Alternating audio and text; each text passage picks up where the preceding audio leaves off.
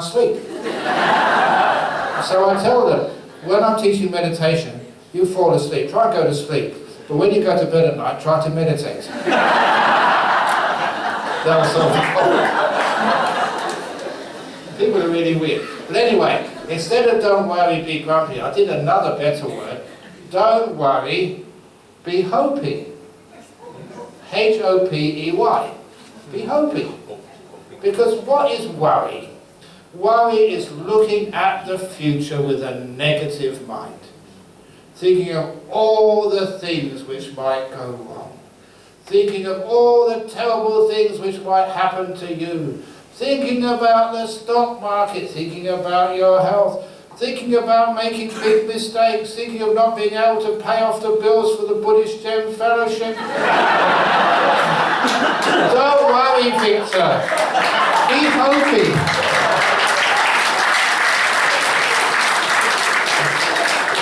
And so looking at the future with a negative mind, there are people like that.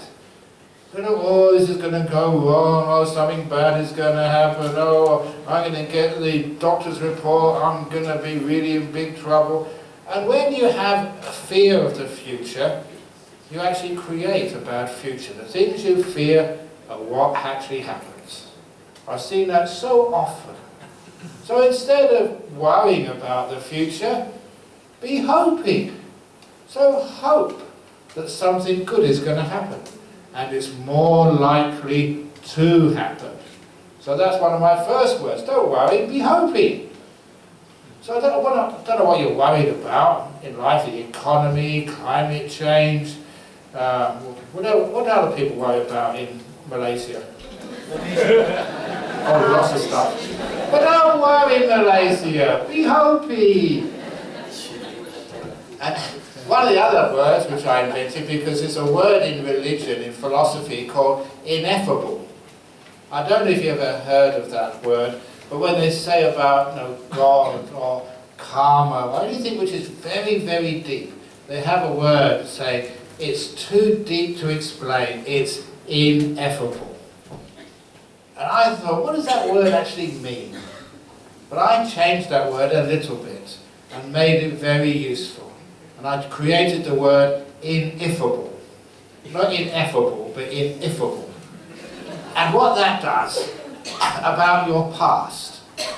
When you think of your past, how many times do you think, oh, if only if I'd have done something else.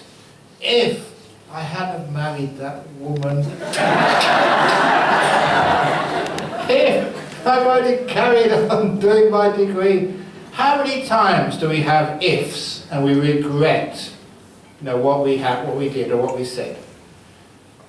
You can't say that, because if you didn't marry your wife, you'd have probably married someone much worse. Be happy the one you've got. If you hadn't have just carried on and done something, we don't know what would happen if something else had occurred. That's why the past is ineffable. So never if the past.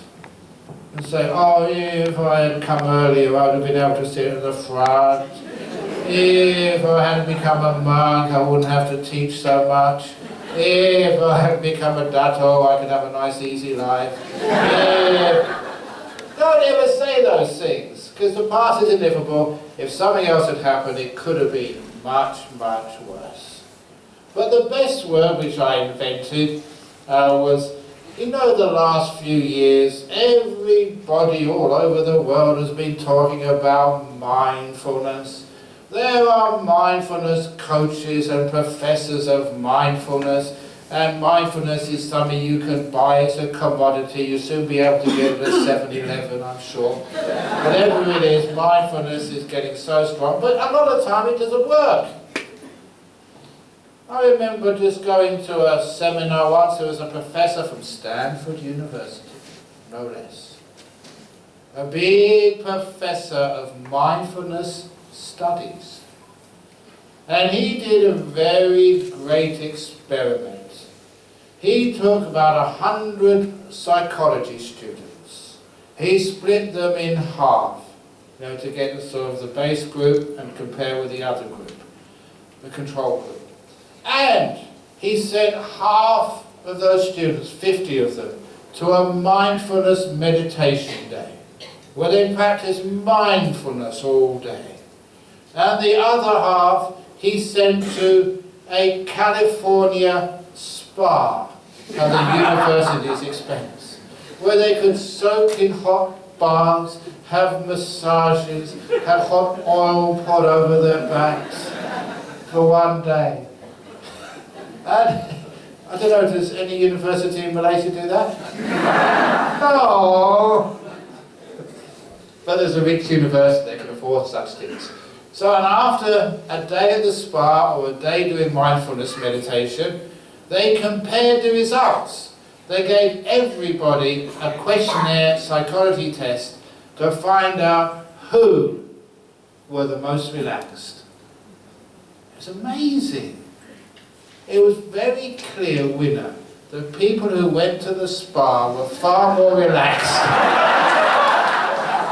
than those who did any meditation. And I don't know, I've seen that, you may have seen that. Sometimes people complain to me. They sent their husband to a meditation retreat. He was bad enough before he went, but when he comes out, oh, he's impossible to live with. What the heck is going on?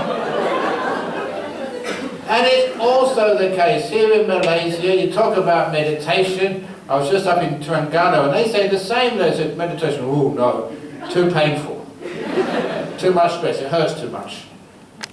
What type of meditation are you doing? It is mindfulness, yes, but you're missing out one of the most important ingredients of Buddha's teachings, kindness and compassion. So I wanted to take mindfulness and take it to a much better level so it can really work and be better than going to a California spa. At least it's much cheaper. And to make it kindfulness.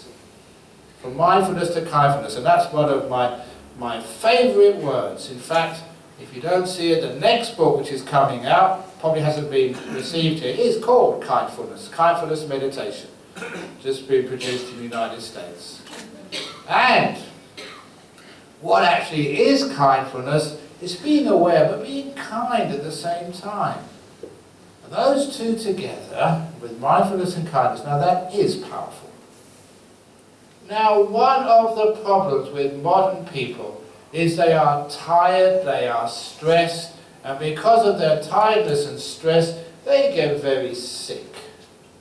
And so the first part of kindfulness is teaching people how to be healthy, just like me. You know how old I really am? No, this is how old. My age, people asked me over in Terengganu, where I just came from this morning, they asked me and I told them, and I'm a monk, I can't lie. I don't lie, my age is 771. Honestly, that's true, I can't lie. Because it's against the precepts for monks to lie, isn't it? It's even for you guys, you can't lie. 5 precepts, we get much higher precepts. 771. Can you believe that? It's true. I am 771 months. So I call it in months. It sounds more awesome when you say months. You say 64, that's nothing. 771, wow. That's cool. But no, I am in really